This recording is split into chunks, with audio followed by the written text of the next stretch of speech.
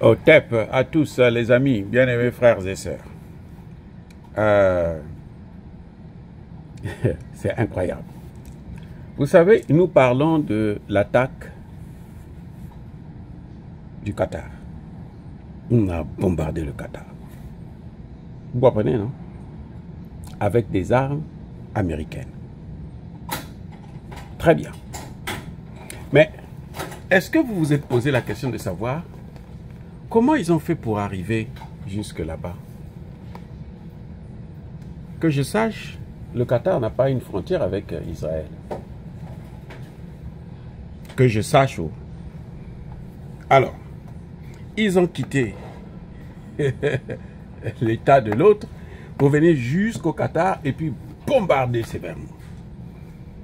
Et vous savez quoi? Le Qatar achète des armes aux États-Unis. Le Qatar abrite la plus grande base militaire américaine dans la région. Je dis bien la plus grande base militaire américaine dans la région. Donc, il y a des systèmes de défense sophistiqués. Les patriotes, les ceci, les cela. Puisqu'ils doivent protéger au moins leurs ressortissants. Que je sache, hein. Mais quand même, ils sont venus avec des avions, ils ont bombardé. Mais, quand on bombardait l'Iran, le Qatar a aidé, a donné tous les moyens possibles, à faciliter le passage. Alors, qu'est-ce que le Qatar n'a pas fait pour qu'on puisse bombarder l'Iran? Mais comment le Qatar n'arrive pas à se protéger lui-même? Les amis, comment le Qatar n'a pas pu se protéger lui-même? Il a une base militaire américaine. Le Qatar a dépensé des milliards et des milliards pour acheter des armes américaines. Aucun système de défense n'a marché. Ils n'ont même pas arrêté même un seul petit missile. Oh non, ils sont bons. Les Américains sont bons. Les Américains sont bons. Les amis, il y a deux hypothèses. Il n'y a que deux. Soit tous les pays de la région, autour du Qatar, l'Arabie Saoudite, les machins, les Émirats, tout ce monde-là, ils ont été des complices. Oh, je reprends. Soit tous les alliés du Qatar, puisqu'on a vu que les Américains étaient complices. Le Qatar a participé à la réunion, c'est-à-dire qu'à organiser cette réunion. C'est le Qatar qui les a assemblés pour qu'ils puissent se retrouver là où ils devaient se retrouver pour qu'on vienne les bombarder. Le Qatar n'avait pas l'information qu'on devait les bombarder.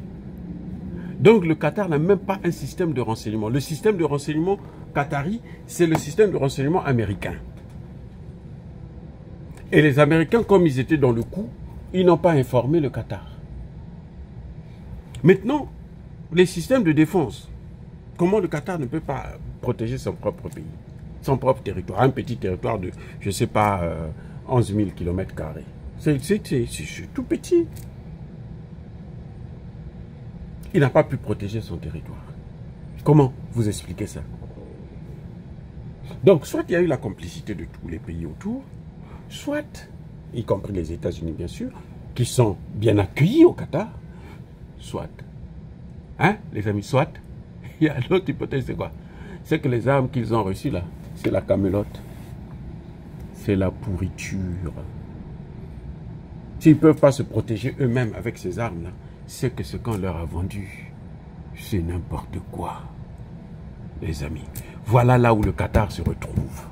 À force d'aider l'Amérique à aller massacrer les autres. L'Irak, la Libye, les machins, tout ça. Le tour de la Turquie arrivera. J'ai dit quoi, hein? Pardon, attendez-moi. J'ai dit quoi? J'ai dit que le tour de la Turquie arrivera. Pourquoi je dis ça? Vous savez, quand il y a eu le coup d'État en Turquie, où Poutine a sauvé Erdogan. Ils avaient arrêté un pasteur américain. Trump a fait des sanctions. Les États-Unis ont fait des sanctions. Ce n'était pas Trump qui était là. Ils ont fait des sanctions. Et ils ont menacé. La Turquie était obligée de s'agenouiller. Donc vous les voyez là. Ils ne sont rien du tout. C'est c'est-à-dire que c'est de la poubelle. C'est des paillassons. Turquie, Arabie Saoudite, Qatar et tout. Et vous savez d'où vient la faiblesse de ces pays, notamment l'Arabie Saoudite et le Qatar? Vous savez d'où vient leur faiblesse? Parce qu'ils ne sont pas soutenus par leur population. Les populations, là, ils s'en fichent éperdument de plus que c'est des régimes tyranniques. Là où il y a un pouvoir fort, dur, qui massacre sa population, tu n'as pas le soutien de la population. Même si tu crois que tu as le soutien, mais en réalité, tu ne l'as pas. Parce que personne ne va aimer se faire torturer. C'est pour ça que j'ai toujours dit, il y a des pays en Afrique centrale, si le terreau rentre là, c'est fini pour les autorités. Vous allez voir comment ils vont subir comme ça la tchak. Parce qu'ils n'ont pas le soutien de leur population, les amis. Vous avez vu le Népal, comment ils sont tombés? Comme un fruit mûr. Surtout maintenant à l'ère de l'Internet, c'est fini. Vous ne pouvez plus faire autrement. Nos populations là, nos dirigeants là, il y en a qui ne peuvent pas. C'est-à-dire que si on est en train de les massacrer là, les gens vont regarder, on dit, ça ne nous regarde pas. Attention les gars, respectez-vous, faites le travail, soyez bénis.